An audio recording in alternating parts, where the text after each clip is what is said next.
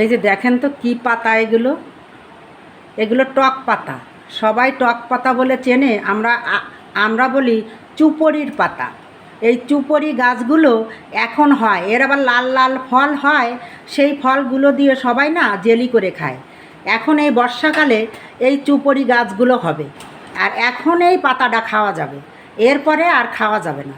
যদি আপনারা বাজারঘাটে পান তো এই চুপড়ি পাতা নিয়ে আসেন, এটা টক পাতা, খুব টক। এটা আমি ভাজি করব না, এটা আমি মাছের ঝোল করে খাবো। দেখেন আপনাদের সাথে শেয়ার করি এই চুপড়ি পাতা কিভাবে আমি মাছ দিয়ে ঝোল রান্না করি। এই পাতাগুলো আমি ধুয়ে নিয়ে আসছি, এখন আমি এটাকে কুচোই নেব। তা আপনাদের সাথে শেয়ার করলাম যে আপনারা চেনেন কি না, সেই জন্যে। এই দেখেন, এই যে এটাকে বলে টক পাতা, এটাকে বলে চুপড়ি পাতা, এর নাম আমরা বলি, কারণ সবাই কী নামে ডাকে জানি না। খুব টক, আর এই পাতাটা খুবই সুস্বাদু আর খুবই ভালো লাগে ঝোল রান্না করে খাইলে। এ ভাজি রান্না করেও খাওয়া যায়, আবার ঝোল খাওয়া যায়। তা আমি আজকে ঝোল রান্না করব। কি দিয়ে রান্না করব? এই যে তেলাপিয়া মাছ দিয়ে। তেলাপিয়া মাছটা ভেজে রাখিছি আমি, এই যে দেখেন ভাজিছি আমি।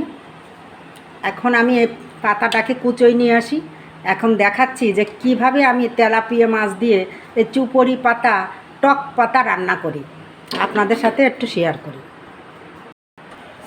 এই যে দেখেন আমি হালকা করে একটু তেল দিয়ে দিছি।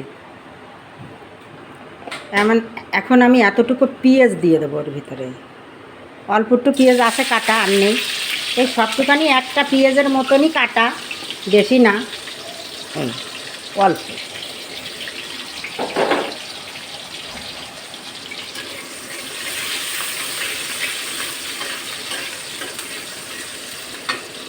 এই যে দেখেন সে টক পাতাটা এইভাবে কুচোই নিয়ে আইছি আমি।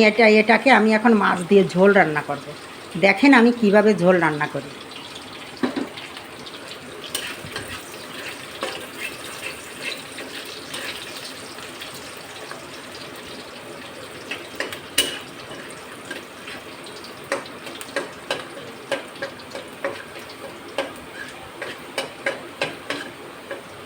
এই যে হালকা একটু লাল লাল হয়ে গেছে, আমি এখন ওর ভিতরে আদা, রসুন, ধনে, জিরে একসঙ্গে বাটা, এই যে 1 চামচ, এই 1 চামচ আমি নিয়ে আসছি, এই 1 চামচ ওর ভিতরে আমি এখন দিয়ে দেবো।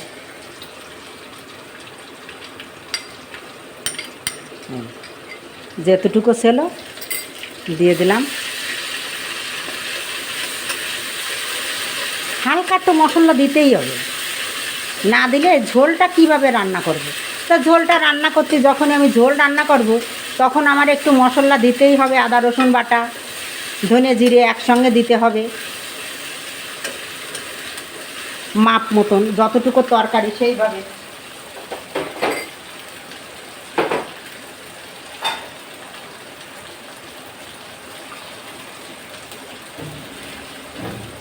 এখন আমি এর ভিতরে একটু জল দিয়ে দেবো।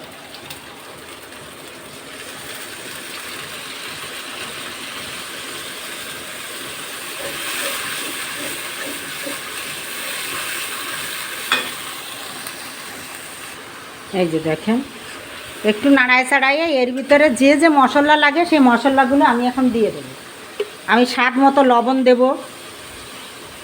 এই যে অল্প দেব, লাগলে পরে আবার দেওয়া যাবে। আর অল্প হলুদ দেব, অল্প।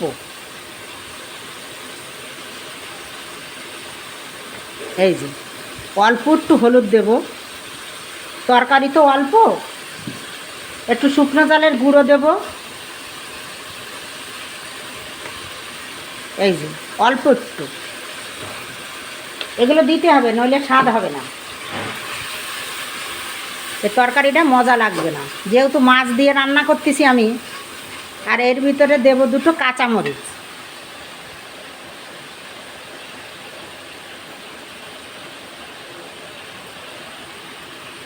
এই যে দেখেন,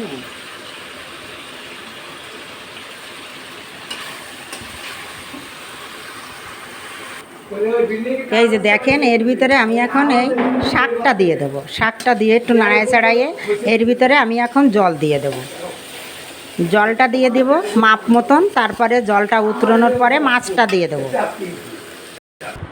এই যে দেখেন আমি রান্না করে নিয়ে আসছি, কী সুন্দর তরকারির কালার হয়েছে দেখেন। এটা টকটকই লাগবে, ঝাল মিষ্টি, মিষ্টি লাগবে না, ঝাল টক, ঝাল টক তরকারিটা লাগবে। একটু খেয়ে দেখেন, এই তরকারি যদি এরকম আমার মতো করে রান্না করে একবার আপনারা একটু খান, তাহলে অন্য কোনো তরকারি খেতে আপনারা যাবেনই না। এত স্বাদ এই তরকারিতে, মুখে লেগে থাকার মতন স্বাদ। এই টক পাতা এখন পাওয়া যাবে এই বর্ষাকালে, এরপরে এর ফল এসে যাবে, ফলগুলো দিয়ে আচার বানাবে, জেলি বানাবে, অনেক রকম ফল দিয়ে হয়, লাল লাল ফল হয়, ফলগুলো হেবি সুন্দর, কালার কি খুবই সুন্দর। কিন্তু এই সেই টক পাতা বাজারে এখন পাওয়া যাচ্ছে, আপনারা এনে আমার মতো করে একটু রান্না করে খান। বেশি মশলা দেওয়া লাগে না, হালকা পাতলা, অনেক যা কিছু দিলাম আপনাদের সাথে শেয়ার করলাম, আপনারা ভালোভাবে খান, এর পাগল হয়ে যাবেন, এই তরকারির পাগল হয়ে যাবেন। আমি বললাম একবার একটু রান্না করে খেয়ে দেখেন। আপনারা সবাই সুস্থ থাকুন, ভালো থাকুন। আমার এই টক পাতার ঝোল রান্না করে একবার খেয়ে দেখেন, মুখে লাগার মতো স্বাদ। বাই।